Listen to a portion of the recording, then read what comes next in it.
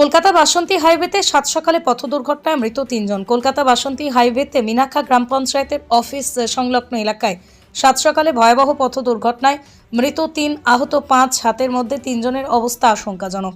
তাদেরকে স্থানীয় মিনাখা স্বাস্থ্য কেন্দ্রে নিয়ে যাওয়া হয়।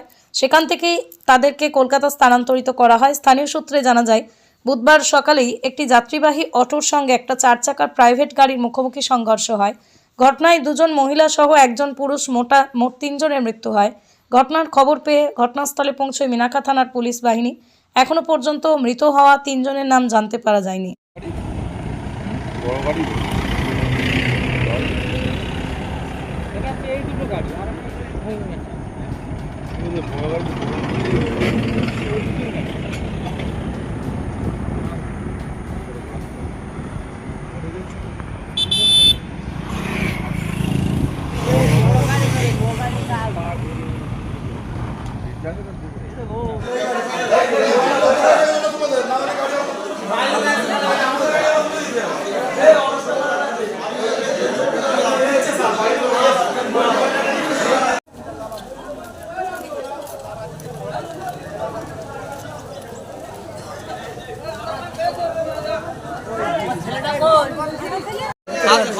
খবর করে দেন।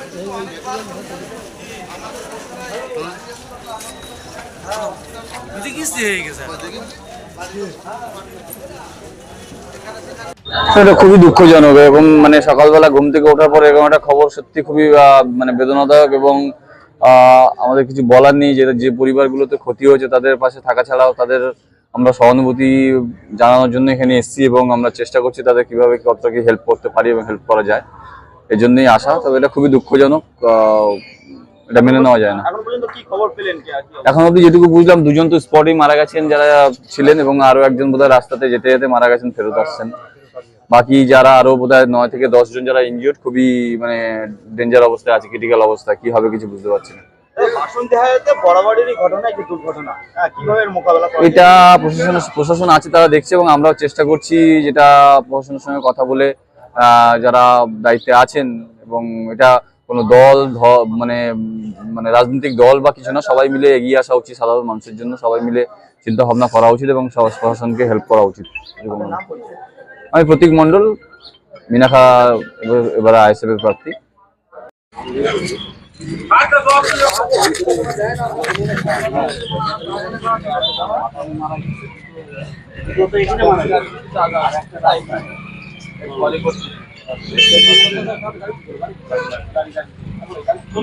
তুমি যদি বলো ভাই তুমি তো সেলাইনটা উঁচু করে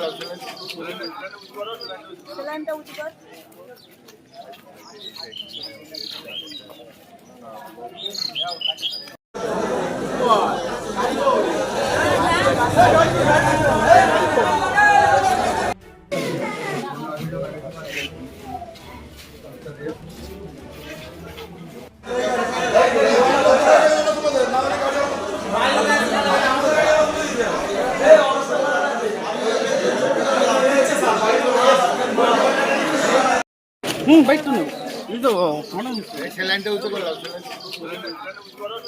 সেলাইনটা উঁচু করে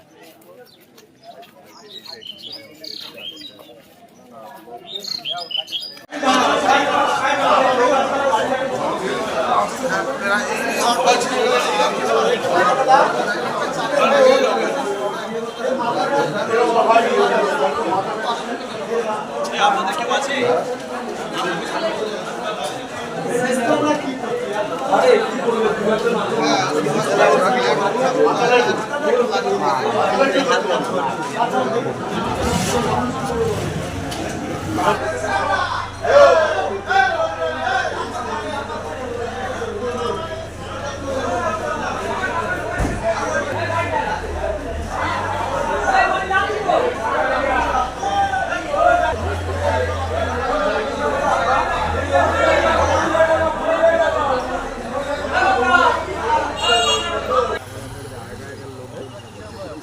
সব ছড়িয়েছিল, সেই পয়সার মতন ছড়িয়ে গেছে নজর। ওর থেকেও কি করে বেরোলো, তাই আমি ওইটাও অবাক হয়ে যায়। ওর থেকেও বেরিয়ে ওই গাড়িতে যা ছিল আর এই গাড়িতে ছিল 9 জনই হচ্ছে। এই গাড়িতে কত ছিল?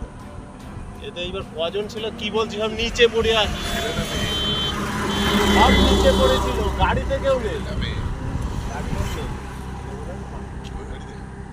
কোন গাড়িতে ছিল সেটা বলতে পারবো না।